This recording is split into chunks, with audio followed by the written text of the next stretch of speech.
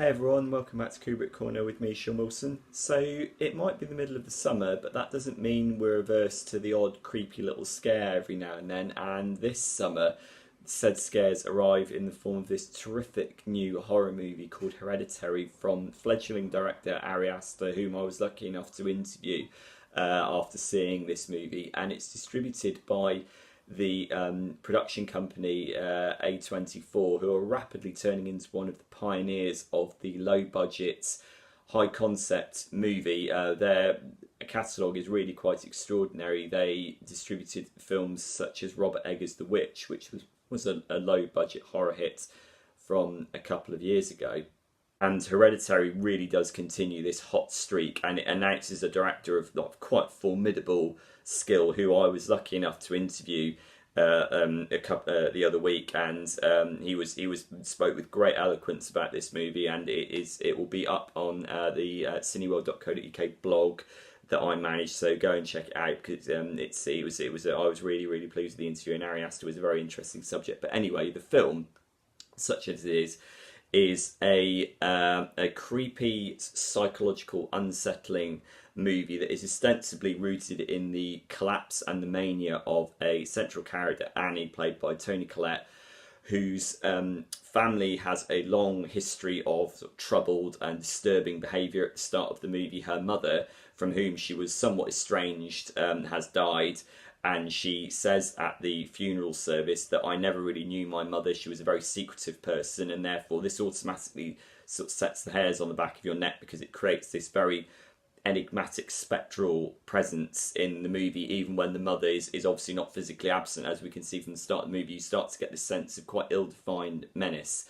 And then what you realise is, or maybe what you realise, or maybe the movie is brilliantly wrong-footing you, is that perhaps the deceased mother figure has passed down some kind of genetic madness and horror onto Toni Collette's character, which is then subsequently being passed down in hereditary fashion, hence the title, onto Toni Collette's daughter, Charlie, played by the brilliant Millie Shapiro, who played Matilda on stage, and is a real force of nature in this. And it's a really interesting film, and it's a movie that works very cleverly on two very distinct levels, in the manner of classic horror movies like Rosemary's Baby, which Ari Aster told me was a distinct influence on this, and also The Shining.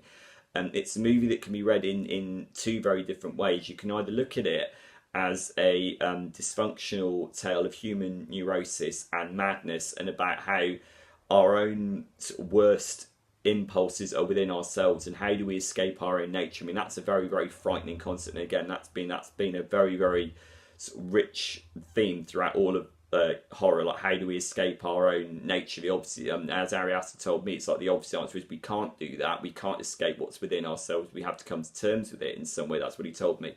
You can either read the movie like that, or you can read it as this supernaturally inflected story in which you have this curse-like, spectral, supernatural threats. And I think that what the movie does quite brilliantly is it coalesces those two things together really well in this really unsettling way that never actually answers where the threat is coming from. And as we know, as far as I'm concerned, all of the best horror movies are ones that don't actually answer their central mystery, because that's what leaves the thoughts rattling around in your head. It's terms of like, why was I scared of that? Why did that film get to me? And this is a movie that I guarantee if you go and see it, you will find yourself, it will stick in your mind, and you'll find yourself repeatedly questioning what certain things meant, and you'll very likely want to go back and see it again. I know that I went to a previous screening and I want to go back and see it again.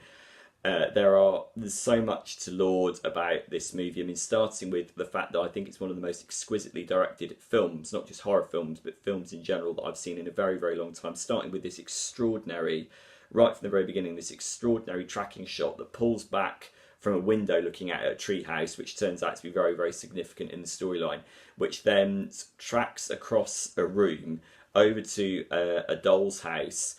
And then as we push further into the doll's house, one of the bedrooms in the doll's house subsequently morphs back into a profile shot of an actual live action room into which Gabriel Byrne's, the husband character, then walks. And it's an extraordinary bit of technical filmmaking, and that really establishes one of the key motifs of the film, which is that Annie, the Annie character, makes models of events in her life as if to sort of compartmentalize and control what's been going on in her life. This is almost the way that she deals with her own grief and her own anxieties and her own fears. She creates models of these incredibly appalling situations, including the death of her mother, and indeed as the film goes on, that particular motif gets even more dark and even more twisted. And what the film does quite brilliantly is that it's often, the camera is often positioned at a remove from the characters within the house. So we're often positioned, the camera is often positioned in a long shot, so we're looking at the characters within the house, and it feels like they are being enveloped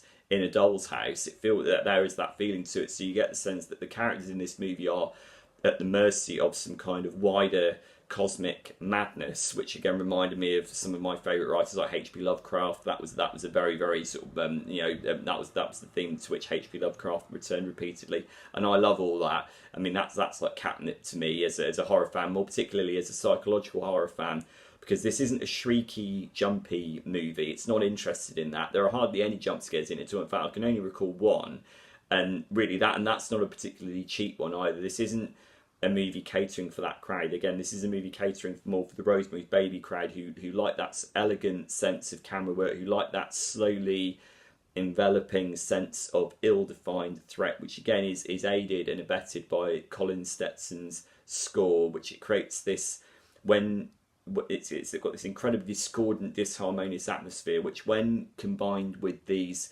very glacial camera moves, when you're often looking at something that doesn't appear to be out of the ordinary, when combined with that music, the ordinary suddenly becomes incredibly discombobulating and incredibly strange, which again, that's why I mentioned The Shining earlier, because that's what Stanley Kubrick did so brilliantly in The Shining, and that's what Ari Aster does here.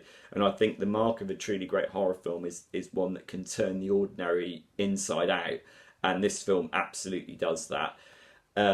Performances, as I've said, are brilliant. Not just from, I mean, Toni Collette just gives this masterclass in slowly in this hysteria. Really, there is a dinner table sequence where she explodes at the character of her son, played by Alex Wolff, who's also terrific, and who plays this increasingly imperiled, vulnerable character who is being sort of engulfed by all these demonic forces. She's brilliant. Millie Shapiro is phenomenal as Charlie. I think this is going to go down as one of the all-time great Demon Children performances. She's got this very like sort of the thing with her mouth that she does, which again becomes another recurrent motif in the movie. And believe me, that sound, you wouldn't think it as I'm describing here, that sound becomes the sound of absolute gut twisting doom and fear when you see the movie, and that is a sign of how brilliantly done this film is, that such a seemingly innocuous sound like that can become the harbinger of such horror and such peril. It's fantastic. So lots and lots to recommend it. I was really, really impressed. I think if you're looking for an alternative to big, loud blockbuster movies and you want something that's genuinely provocative and genuinely scary, not jumpy scary, but genuinely get under your skin and stay there scary, go and see this film, because I think I really recommend it and I really liked it, and I can't wait to go and see it again. It's called Hereditary. It's out in the UK on the 14th of June.